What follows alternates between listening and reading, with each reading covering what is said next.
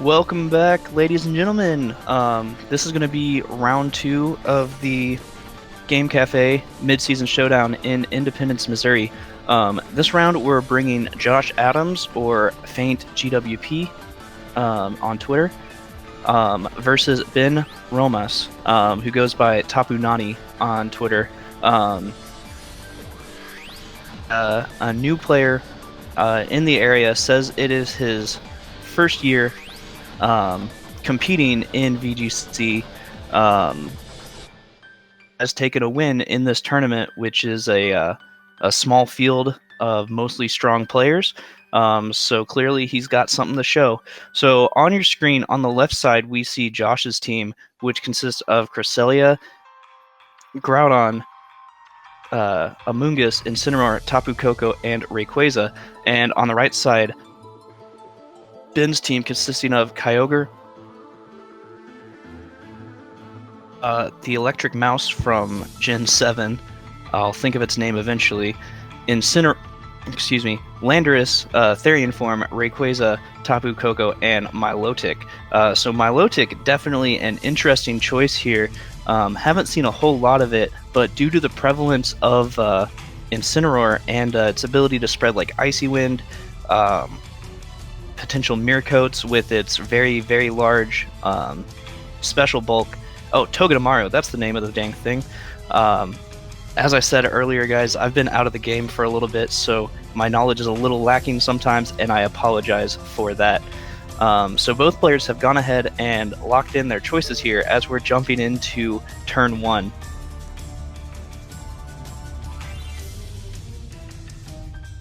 The Togedemaru and Milotic coming out from Ben, and Rayquaza and Cresselia coming out from Josh. So with this Togedemaru being able to redirect electric type attacks from that Milotic, thanks to its ability Lightning Rod, that's the most common ability for it to have, as well as threatening Fake Out pressure here, puts Ben in an interesting position. Of course, Milotic not going to be protected from any attacks from Rayquaza. However, its natural bulk could definitely come in very handy here. This Rayquaza Cresselia lead, it'll be interesting. Rayquaza has such high speed that it's unlikely that we see a Trick Room coming out. So it'll be interesting to see what he has opted to use his Cresselia for. So Rayquaza going ahead and Mega Evolving, setting that Delta Stream, the strong winds, which are going to reduce any Ice-type attack damage into it, for like a potential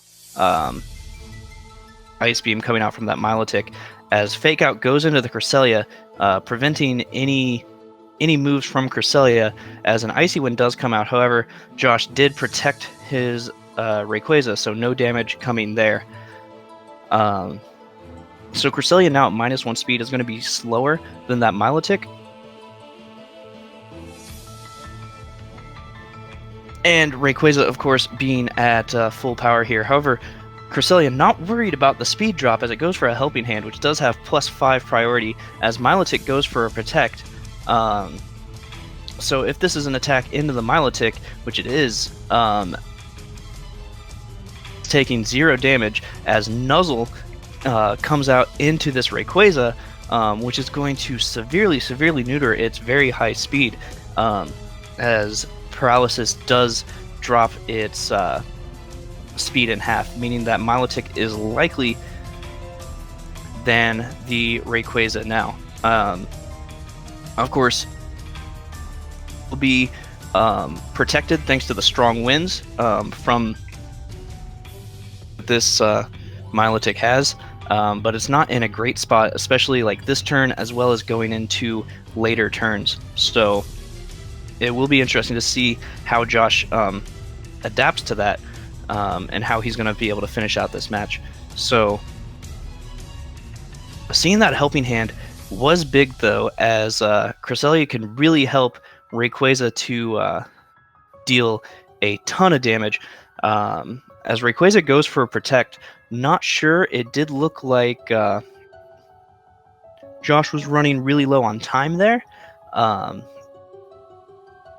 He may have timed out, or he may have, chose to protect there. It's kind of unclear, but we do see the protect coming out from Rayquaza as Psyshock from this Cresselia into Togedemaru. Doesn't deal a ton of damage, but importantly does break a potential Focus Sash that Togedemaru could be carrying. However, both of Josh's Pokemon have been paralyzed, which is going to put RNG in Ben's favor a little bit. So Rayquaza going ahead, switching out here, doesn't want to take any damage from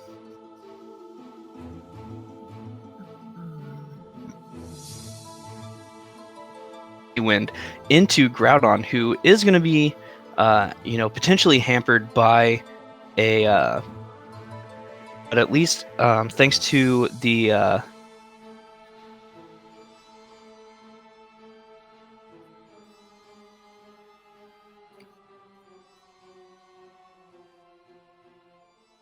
thanks to the strong sunlight, it will be able to avoid any water type attacks, as well as being a ground type. So it did dodge that Zing Zap coming out from Togedemaru. And after having dodged the Icy Winds, takes 0 damage. So it's gonna be really important here how fast or slow this Groudon is. Than Milotic, a Helping Hand Precipice Blades could be dealing a ton of damage. While it is protected from water moves for now, Ben does threaten a potential Kyogre switch in order to allow Milotic to just scald that Groudon regardless. Could be a strong play for Ben to make, depending on if this Milotic is faster than Groudon or not. So we do see Togedemaru going for a U-turn. So no hard switch, but it does U-turn out. We'll see what this is to bring in here. As it is a Rayquaza, so no Kyogre. However, Rayquaza's Airlock is going to block the weather. So Fire Punch into Rayquaza doesn't deal a whole lot of damage, and Milotic is able to freely scald thanks to Rayquaza's ability shutting down the sun with its Airlock ability. And so that is a really, really big turn from getting this KO onto Groudon, as Milotic goes for, Cresselia goes for an Icy Wind, connects with both Pokemon, but that is going to give Milotic a +2 boost in special attack. So he did get, a little bit of speed control there, but also sets up this Milotic, to be in a very strong position. So we do see Tapu Koko coming out here. And both of these Pokemon with a super effective attack, a potential into the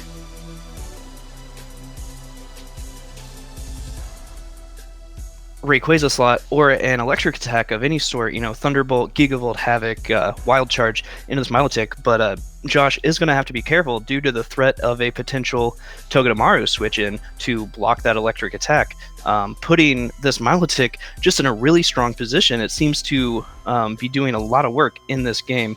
So we do see the Rayquaza switching out, which is going to reset the speed drop that it took from the Icy Wind, as we see a Helping Hand coming out from Cresselia. That's going to boost the damage of this. Dazzling Gleam goes out, so no electric attacks feeding into that Togedemaru, as another Icy Wind comes out from Milotic. Milotic just feeling, very unthreatened here due to the protection from Togedemaru. Just free to go for some speed control options. However, unfortunately missing the Tapu Koko. For this Togedemaru threatens Fake Out again. It cannot paralyze Tapu Koko due to Tapu Koko being an electric type. However, we could still see Icy Winds coming out, as there's not a lot that Tapu Koko can do to long as Maru is on the field. So we do see the protecting. However, Ben doesn't target it at all. Goes for a Fake Out and a Scald into Cresselia. Thanks to that +2 from the Icy Wind earlier, it deals a big chunk of damage. However, Cresselia does eat its berry and get back up to 50% HP. So Cresselia's still got some legs left in this fight.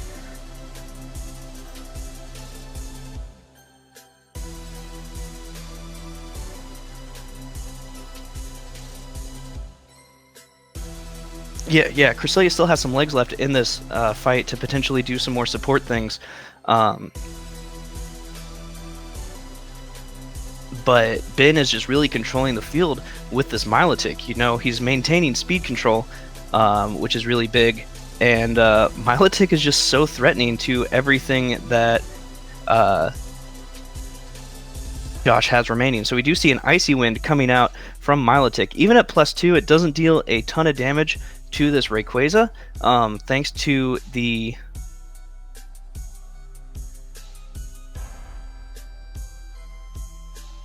winds blocking the damage. However, we do see a pretty interesting play here from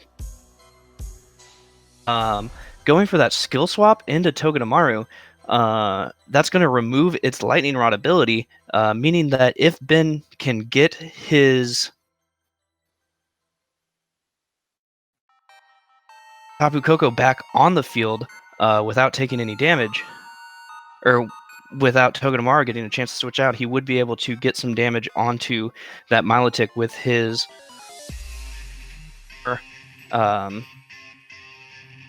going for that U-turn. It gets out of its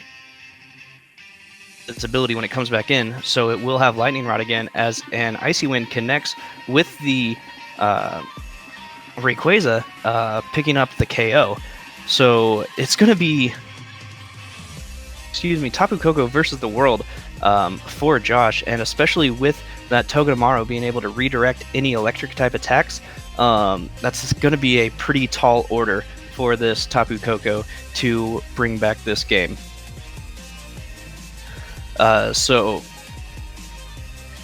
Ben in a really commanding position in this game. Milotic just really kind of shut down everything that that Josh had, especially that play bringing in Rayquaza in order to Scald into the Groudon earlier on was a huge play, as Rayquaza does not Mega Evolve or anything. It just goes down to a Dazzling Gleam, but that does allow Ben to bring back in his Togedemaru here and really kind of shut down what this Tapu Koko is going for. So we do see Togedemaru coming back in here. Tapu Koko is going to have a hard time dealing with Togedemaru due to it resisting fairy type attacks, being completely unaffected by electric type attacks. You know, P-Fire are pretty rare things for Tapu Koko to be, you know, using, so there may not be anything that Tapu Koko can realistically do to this Togedemaru. So we do see Josh protecting on the Fake Out turn. Again, his situation is just not great here, as he goes for the Thunderbolt into likely what was the Milotic, but it gets redirected by Lightning Rod, leaving Milotic completely safe.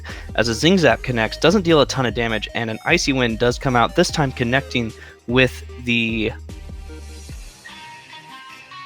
Tapu Koko and dealing a good chunk of damage as well. Looking like there's really not a lot that Josh can do to crawl back in this game, and he does go ahead and forfeit, you know, back to the drawing board. Let's see how we can adjust and deal with this big threat of Milotic, you know, going into game 2. So it'll be interesting to see how Josh adjusts himself that threat a little better.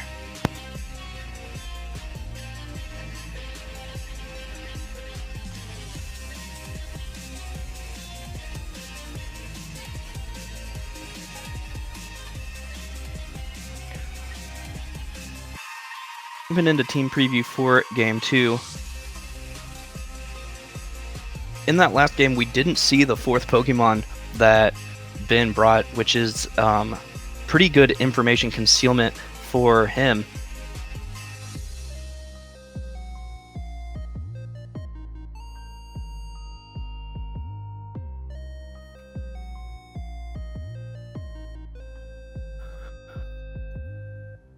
Josh needs to figure out a way to deal with Milotic, especially when paired with that Togedemaru.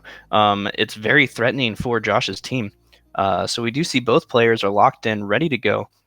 And let's take a look at how they have decided to approach this match this time around with a little bit more information about each other's teams.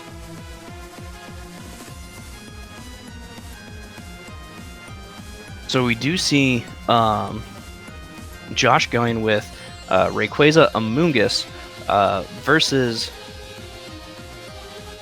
Excuse me. Yeah, Josh with Rayquaza Amoonguss versus Ben's Milotic and Tapu Koko. So this Tapu Koko is going to be faster than Rayquaza even after Rayquaza Mega Evolves. I mean, unless it's been trained to not be max speed, which is a potential, a possibility. And this electric terrain is actually very important because it's going to prevent the...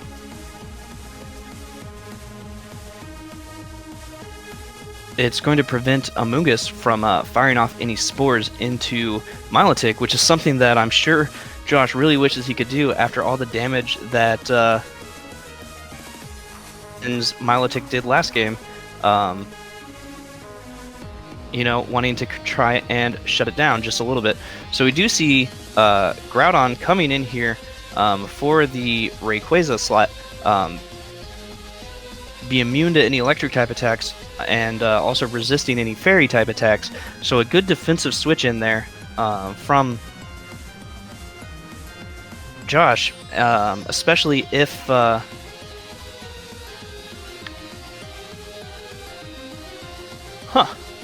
as we see Discharge coming out from Tapu Koko, dealing 50% damage to his Milotic, and paralyzing it for good measure. Play there, going for that Discharge. I suppose it is a way around the Rage Powder that was coming out, but I necessarily agree with that play, especially due to the 30% chance to paralyze your own Pokemon. It's a little strange, I think, but I'm sure Ben has a plan here, getting some damage off onto that Amoonguss without needing to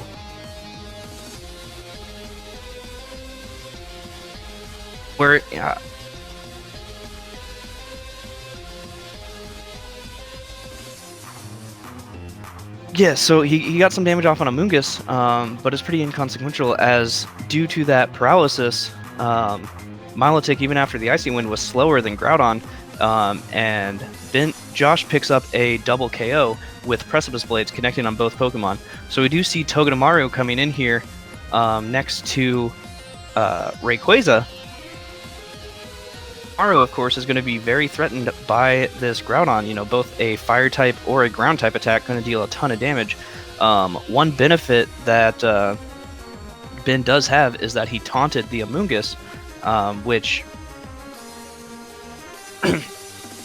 prevents it from going for a Rage Powder, a Protect, or a Spore, which are all things that Amoonguss likes to do. So that really kind of clears Amoonguss temporarily, but Josh is in a pretty strong position here, playing 4v2.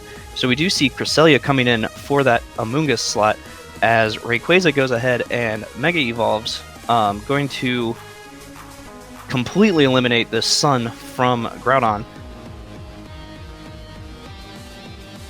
and reduce the amount of damage that Rayquaza takes from Ice-type attacks or Electric-type attacks. So we do see the Fake Out coming out into the Groudon slot as a Dragon Dance is revealed from Rayquaza.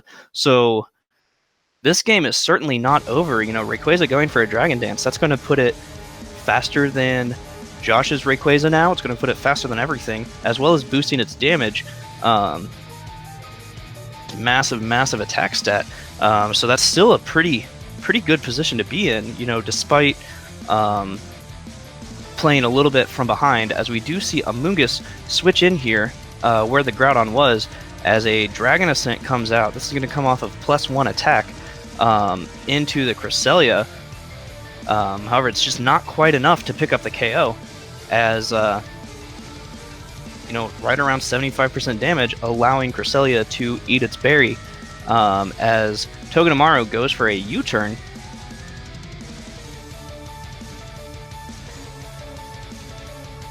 Which does deal some super effective damage to Cresselia, but it's going to take another attack from Rayquaza, likely to knock out this Cresselia.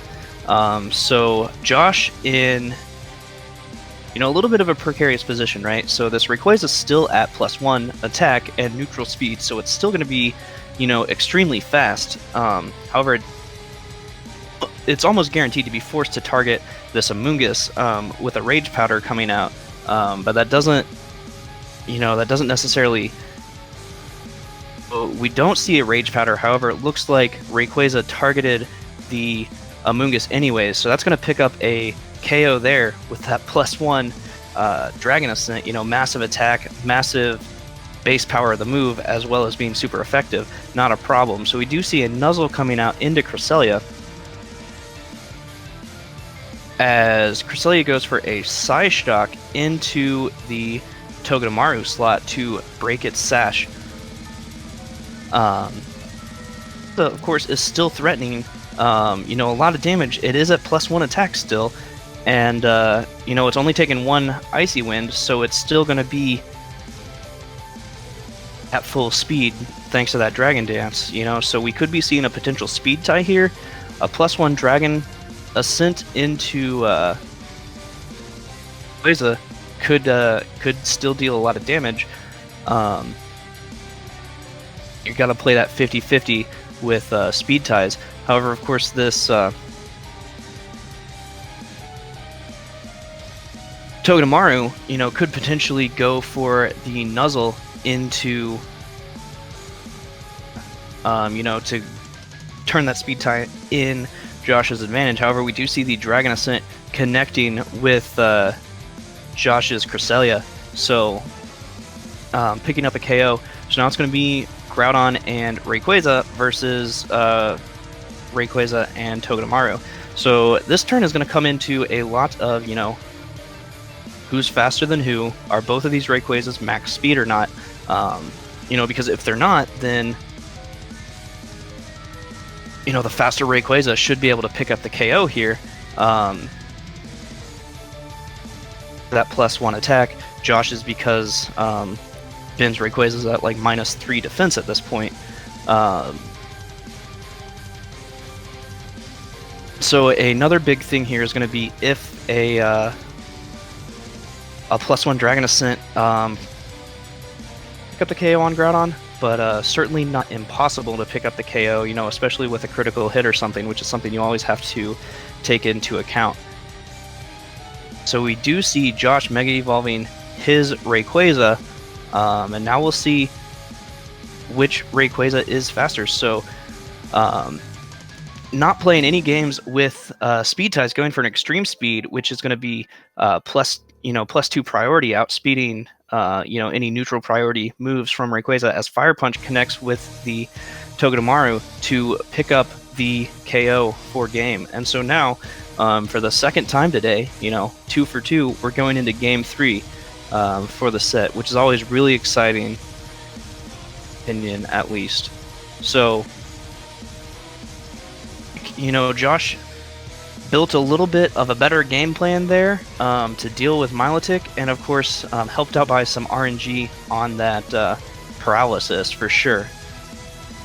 See, you know, if you know, and even despite that, you know, despite that play, like, in a strong position due to that Dragon Dance from Rayquaza kind of really opening up the field still, you know, so it was kind of anybody's game there for a moment at least.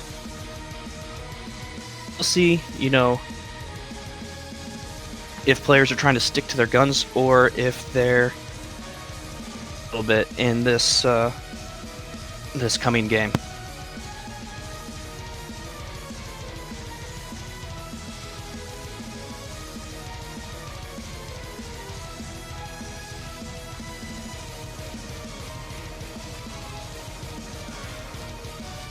So we have seen, you know, how threatening Milotic can be, especially paired with Airlock or even a switch into Kyogre, you know, to really deal a ton of damage to that Groudon, as well as Icy Wind just being a constant thorn in Josh's side. On Josh's end, we saw that Amoonguss could be pretty useful, you know, kind of forcing Ben to play around it at the very least. Like a Dragon Ascent, but outside of that, it's actually a pretty strong option for Josh to set himself in a position. And the really big thing, of course, is that Dragon Dance. You know, in these Rayquaza mirrors, taking a Dragon Dance can really swing things in your favor. So Ben, of course, I'm sure is aware of that, you know, trying to figure out how can I get my Rayquaza set up. But then, of course, he does have to avoid a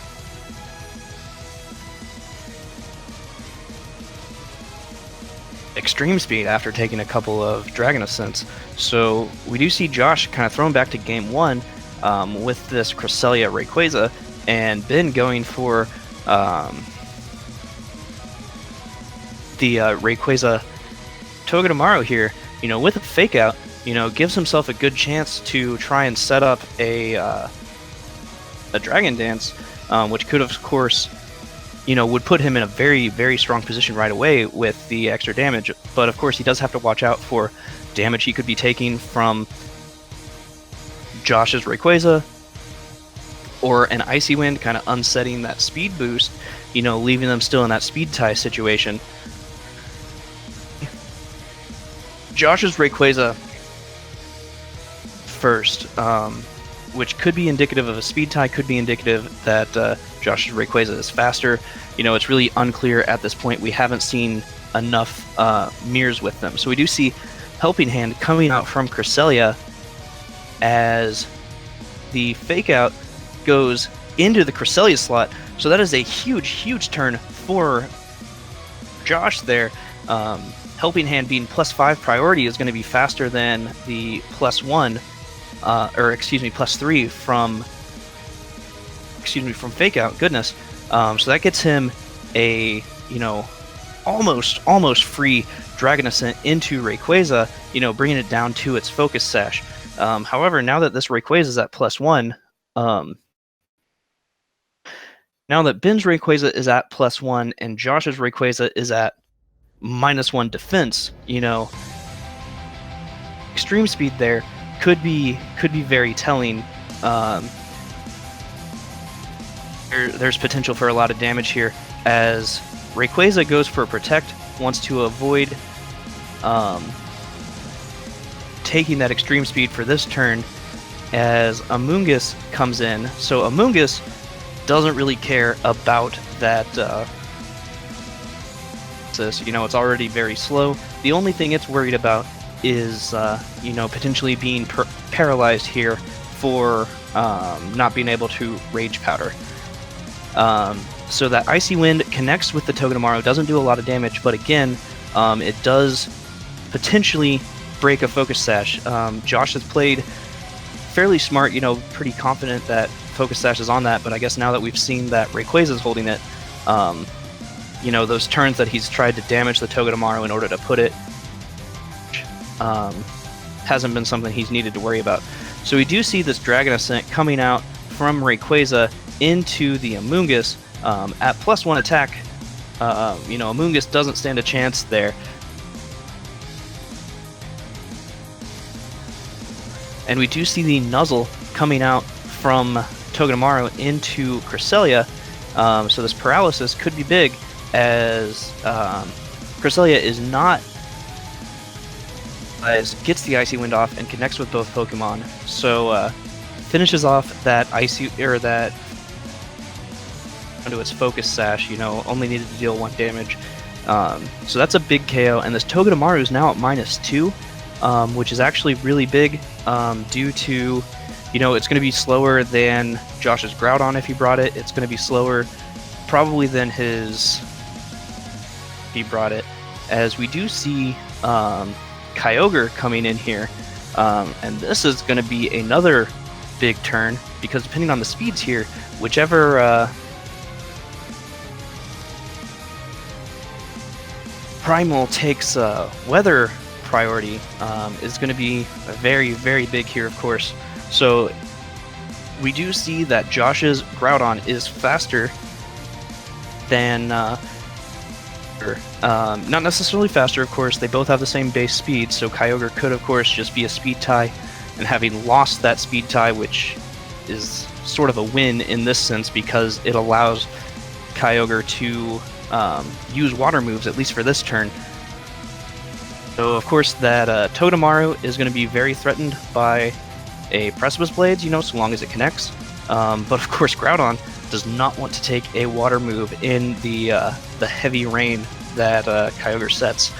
So we do see Groudon going for a Protect, does not want to risk it, as Origin Pulse comes out from the opposing Kyogre, does connect with the Cresselia, and deals a little bit of damage as a Nuzzle into Groudon there. You know, goes into the Protect, wouldn't have done anything to the Groudon, but I really like that play. It didn't work out, but then kind of fishing for a switch there. Or to, you know, he sees, oh, I'm in a threatening position here because I can obviously hit Groudon with, now he may want to switch it out in order to reset that at a later time. So going for the Nuzzle, you know, potentially you're sacrificing your Togedemaru, you know, if you get it wrong, but if there, you know, then we're seeing Groudon going down to the Origin Pulse. So it's a, you know, it's a fairly safe play, you know, trading Togedemaru for the end of the world, as we do see Landorus coming in here. So that's a good switch in, because Landorus, of course, would be able to, you know, completely avoid Precipice Blades, as Origin Pulse comes out from Kyogre. Slightly less damage this time around due to not having the rain boost anymore. So we'll see what this Cresselia goes for. Oh, we actually won't see what this Cresselia goes for due to being fully paralyzed this turn. You know, an Icy Wind there could have been a, you know, a really good spot for a good time for an Icy Wind in order to slow down if there's a Scarf on this Landorus, you know, and Intimidate coming out onto the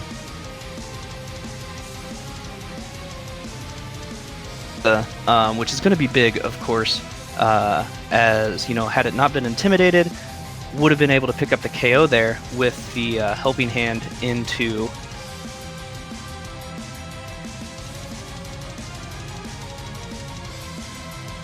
the Helping Hand Dragon Descent into Kyogre. Thanks to the Intimidate, of course, Kyogre survives that turn, leaving to bring back in Landorus for another and this time around, going for an Ice Beam into Rayquaza, being able to pick up the KO. So we do see that to be forced to bring in his Groudon here. It is going to set this Primal Sun, you know, with Desolate Land. So no water moves threatened right now. No water moves threatened right now from this Kyogre. However, Ben does have Fake Out pressure here. Could give him a chance to position again. You know, bring in Landorus. That's going to, you know, get a big Intimidate down on this Groudon, which has been showing fire attacks so far.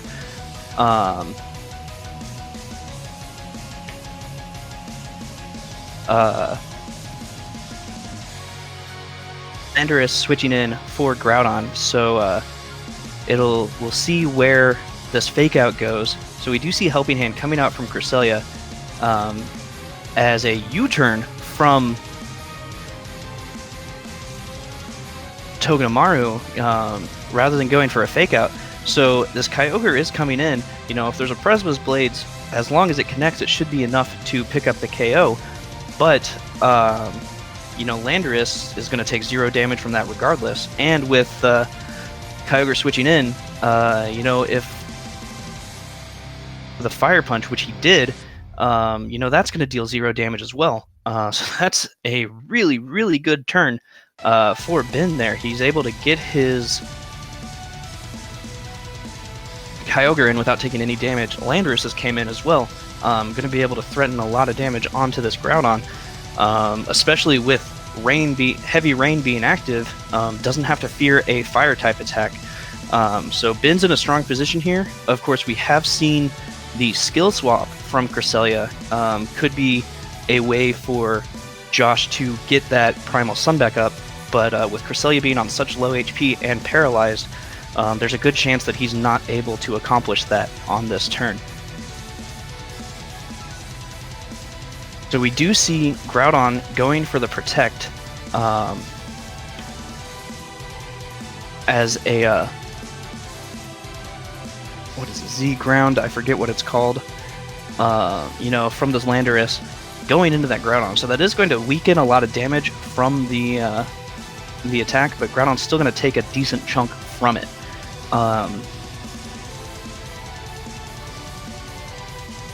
So yeah, the Z Ground deals about, you know, 25-30-ish%. If this Origin Pulse connects with, and it does, this is going to make it a really, really tough order for Groudon to win this game now. It likely